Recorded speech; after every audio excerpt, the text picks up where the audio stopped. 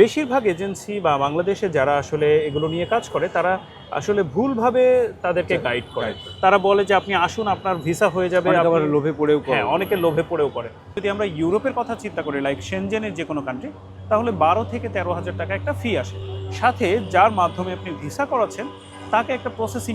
সুতরাং কোনোভাবেই আপনার 1 লাখ, 2 লাখ, 5 লাখ, 10 লাখের কোনো হিসাব এখানে নাই। From the runway to the skies, this is where our aviation story begins. Aircraft, airports, and thrilling journeys all in Bangla for the world. Discover the wonders of aviation, the known, the unknown, and the stories that make the skies come alive. And salute to Bangladesh's remittance warriors, our heroes abroad, keeping the nation moving forward. I am Jolhas Kabir. Welcome to the skies and to the stories that truly matter.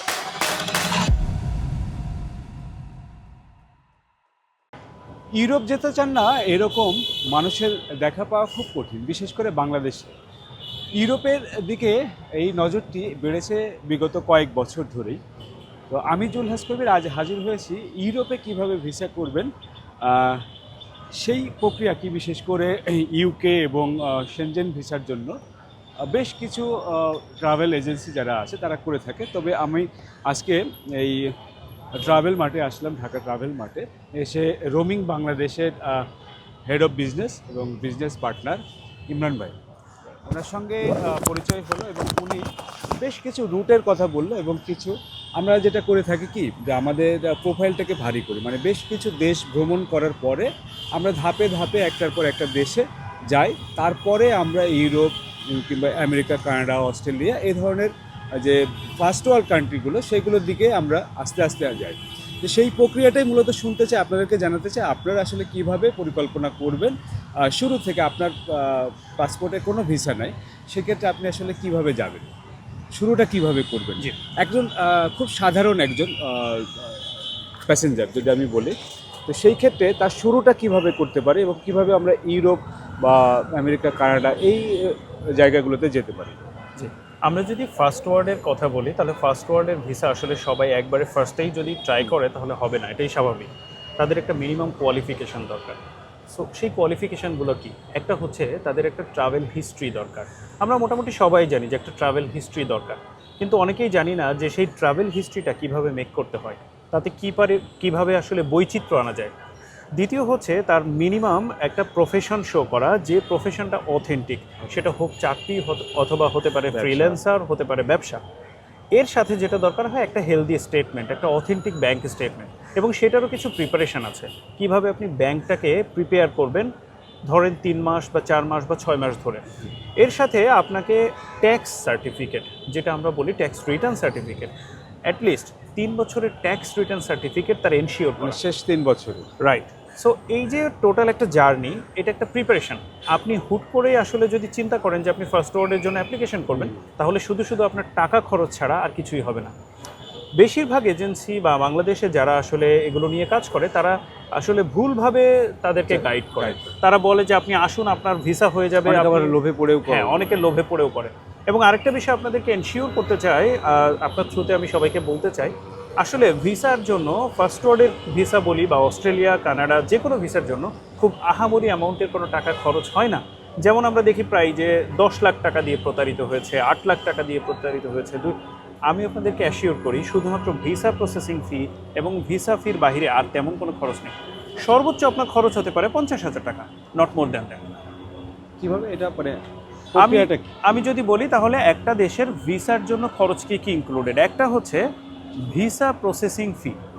যে কোনো দেশের একটা visa processing fee থাকে, like embassy ফি আমরা বলে থাকি। যেমন ধরেন আপনি যদি ইউকের ভিসা করে থাকেন, তাহলে ইউকে 6 মাসের জন্য 127 জিবিপি, মানে বাংলাদেশি টাকায় অ্যারাউন্ড 22,576 টাকা আসে। এর বাহিরে যদি আমরা ইউরোপের কথা চিন্তা করি, লাইক শেনজেনের যে কোনো কান্ট্রি, তাহলে 12 থেকে 13,000 টাকা একটা ফি আসে, সাথে যার মাধ্যমে আপনি ভিসা করাচ্ছেন। সো ভিসা ফির সাথে একটা প্রসেসিং ফি নিয়ে থাকে। যে কোনো এজেন্সির থ্রুতেও যদি আপনি করান, তাহলে 5 থেকে শুরু করে 10,000 টাকা বা 15,000 টাকা পর্যন্ত ভিসা প্রসেসিং ফি নিয়ে থাকে। এর বাহিরে আপনার কিছু নোটারি, কিছু হয়তো বা অ্যাসেট ভ্যালুয়েশন, এরকম ছোটোখাটো কিছু খরচ থাকতে পারে। সুতরাং কোনোভাবেই আপনার 1 লাখ, 2 লাখ, 5 লাখ, 10 লাখের কোনো হিসাব এখানে নাই। আরেকটা জিনিস আপনাদেরকে আমি একটু বলতে চাই এই ভিডিওর থ্রুতেই, যে ওয়ার্ক পারমিট ভিসা, ফার্স্ট ওয়ার্ল্ডের কোনো কান্ট্রিতে আসলে ওয়ার্ক পারমিট ভিসা বাংলাদেশিদের জন্য নাই। ইউরোপে যদি আপনি চিন্তা করেন তাহলে খুবই লিমিটেড কিছু কাজের ব্যবস্থা আছে আমার জানা মতে। এর বাহিরে লাইক অস্ট্রেলিয়া, কানাডা বা ইউএসএ আসলে কোনো ধরনের ওয়ার্ক পারমিট দেয় না। সুতরাং ওয়ার্ক পারমিটের খপ্পরে পড়েও আপনারা কোনো ধরনের প্রতারিত হবেন না। আর ফার্স্ট ওয়ার্ল্ডের ভিসা নিয়ে যে কথা আসলে আমরা বলতে শুরু করেছিলাম যে কিভাবে আপনার যাত্রাটা শুরু করবেন। সো আপনি ধরুন আপনার এমন কোনো কান্ট্রি চয়েস করুন যে কান্ট্রিতে আপনার প্রথমে ভিসা লাগে না, লাইক নেপাল, ভুটান বা যদি বলি শ্রীলঙ্কা, এই জাতীয় যে কান্ট্রিগুলো আছে, মালদ্বীপ, এই কান্ট্রিগুলো দিয়ে আপনি শুরু করলেন। তারপরে আপনি মালয়েশিয়া, সিঙ্গাপুর, থাইল্যান্ড ট্রাভেল করলেন। এভাবে আপনি 2-3টা ট্রাভেল করার পরে আপনার একটা ট্রাভেল হিস্ট্রি তৈরি হয়ে গেল। ইন দ্য মিন টাইম আপনি যদি ব্যাংকটাকে প্রিপেয়ার করতে পারেন তাহলে আপনার ব্যাংকে একটা স্ট্রেংথ তৈরি হয়। এর সাথে সাথে আপনি যদি মনে করেন যে আপনার ট্যাক্স এবং ব্যাংকটাকে একটা স্ট্যাবল পর্যায়ে রাখেন তাহলে আপনার ভিসা হয়ে যাবে। মানে ব্যাংক স্টেটমেন্টটাও একটা তো বড় ফ্যাক্টর। অবশ্যই ব্যাংক সেটা আমি কি বছরব্যাপী আমাকে পরিকল্পনা করে আনতে হবে নাকি লাস্ট 6 মাস আমাকে ঠিকঠাক মতো করলে? অ্যাটলিস্ট আপনাকে 6 মাস বা 7 মাসের একটা প্রিপারেশন নিতে হবে। আপনি ধরুন আপনার ব্যাংকে একটা বড় অ্যামাউন্টের ডিপোজিট করলেন, সেটা হতে পারে 10 লাখ টাকা। ঠিক তারপর থেকে আপনি প্রতি মাসে একটা স্ট্যাবল অ্যামাউন্ট আপনার ব্যাংকে ডিপোজিট করলেন এবং সেখান থেকে আমি একটা বিষয় বললাম, আমার ব্যক্তিগত অভিজ্ঞতা বলতে যে আমি হিউজ একটা ট্রানজেকশন করলাম ধরেন, তো মাসের ভিতরে আমি করলাম, মাসের এন্ডিংয়ে যে কি আমাকে ওইটা ভালো একটা অ্যামাউন্ট থাকতে হবে না ওই মাসের ভিতরে আমি করলাম কিন্তু এন্ডিংয়ে যে ব্যালেন্স আমার হলো মনে করেন যে 1 লাখ টাকা, না তাহলে হবে না। অবশ্যই আপনাকে ব্যালেন্সটা, আমি সেই কথাটাই বলতে চাচ্ছিলাম যে আপনি যে অ্যামাউন্টটাই ডিপোজিট করেন সেখান থেকে আপনি অল্প কিছু খরচের জন্য তুললেন, লাইক আপনার ফ্যামিলি যে খরচগুলো আছে সেগুলো বেয়ার করার জন্য। বাকি টাকাটা অবশ্যই আপনাকে ডিপোজিট হিসেবে রাখতে হবে। লাস্ট আপনি যখন ব্যালেন্স ব্যাংক স্টেটমেন্ট উইথড্র করবেন সেই সময় যেন অ্যাটলিস্ট 10 থেকে 12 লাখ টাকা আপনার সিঙ্গেল অ্যাপ্লিকেন্টের জন্য থাকে। না ওইটা বলছি না, ধরেন লাস্ট 6 মাসে আমি জানুয়ারি মাসে তুলছি কিন্তু জানুয়ারি মাসে আমার 1 কোটি টাকা ট্রানজ্যাকশন হয়েছে। জি, কিন্তু জানুয়ারি মাসের শেষে যখন ব্যাংক স্টেটমেন্ট আমার বা মাসের শেষ দিন ওই দিন আমার ব্যালেন্স মনে করেন যে 1 লক্ষ টাকা, এইটা কি কোনো ইফেক্ট? এটা কোনো ইফেক্ট ফেলবে না। আপনি যখন ব্যাংক স্টেটমেন্টটা উইথড্র করছেন যে ডেটে, মাসের শেষের দিন এরকম সেটা মাসের প্রথমে বা শেষে ডাজন্ট ম্যাটার। আমাকে প্রশ্ন করেছেন, তাদের উদ্দেশ্যে মূলত এই জায়গাটা জানালাম যে এটা কোনো কিছু ম্যাটার করে না। আপনি যখন স্টেটমেন্টটা উইথড্র করছেন ঠিক সেই সময় যেন টাকাটা থাকে, হেলদি অ্যামাউন্টটা থাকে। তো সেটা ইউরোপের ক্ষেত্রে বা ইউরোপ বলি, ফার্স্ট ওয়ার্ল্ডের যে কোনো কান্ট্রি, কানাডা, অস্ট্রেলিয়া, নিউজিল্যান্ড, সব দেশের জন্য মোটামুটি। আমেরিকার ক্ষেত্রে তো আমেরিকার ক্ষেত্রে আসলে কোনো ধরনের ডকুমেন্টসেরই প্রয়োজন নাই, শুধু আপনাকে আবার চাইলে তাদেরকে সবই দিতে হয়। রাইট, এটা মানে আপনার লাখের উপরে, এটা আপনার লাখের উপরে কিভাবে আপনাকে তারা নিচ্ছে সেটার উপরে আমার পার্সোনাল অভিজ্ঞতা থেকে আমি দেখি। আমেরিকার যে ব্যাপারটা সেটা একটু আমি আলাদা করে বলি। আমেরিকার ব্যাপারটা হচ্ছে আপনাকে নির্ভুলভাবে DS-160 ফর্ম ফিল আপটা করতে হবে, নির্ভুলভাবে, রাইট। এবং সেই অনুযায়ী যদি আপনি প্রিপেয়ার হয়ে ইন্টারভিউ ফেস করেন, ঠিক প্যারালালি আপনি যা ফিল করেছেন তাই ইনফরমেশন ওদেরকে দিতে পারেন, আপনার ভিসা হয়ে যাবে। এটা কোনো দেশ না ঘোরা থাকলেও হয়ে যাবে, রাইট। এটা মানে একদম ওই যে ভিসা অফিসার তার উপরে নির্ভর করে, ভিসা অফিসারের উপর।